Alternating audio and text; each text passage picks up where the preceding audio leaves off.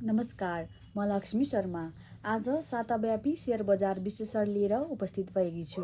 यो भिडियो अन्तिमसम्म हेरिदिनुहोला। यस हप्ता 4 कारोबार दिन मात्रै शेयर कारोबार भएको छ। 4 दिनमा 3 दिन घटेको छ भने 1 दिन बढेको छ।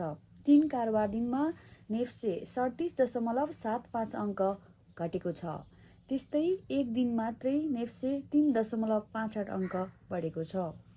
4 कारोबार दिनमा 9,52,60,701 किता सेयरको कुल रु 36,73 करोड भन्दा बढीको सेयर कारोबार भएको छ।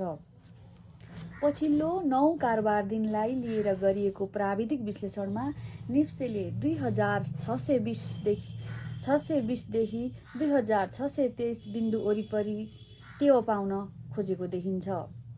पछिल्लो 9 दिनमा नेफ्से 2 दिन मात्रै बढेको छ भने अरू दिन सबै घटेको छ। आगामी हप्ता कस्तो रहला शेयर बजार? लगातार घटेको बजारमा कम्पनीहरूको शेयर मूल्य तल आएका छन्, जस कारण पनि खरिदकर्ताहरू आकर्षित हुने देखिन्छ। त्यस्तै पछिल्लो समय अन्यलमा रहेको गभर्नर नियुक्तिको कुरा पनि अन्तिम चरणमा आएको भन्ने समाचारहरू बाहिरिएका छन्। यस कारण पनि लगानीकर्ताहरू सकारात्मक हुने देखिन्छ। आशा छ अब नियुक्ति हुने गभर्नरले लगानीकर्ताको हक हितमा काम गर्नेछन् भन्ने लाग्छ। धन्यवाद।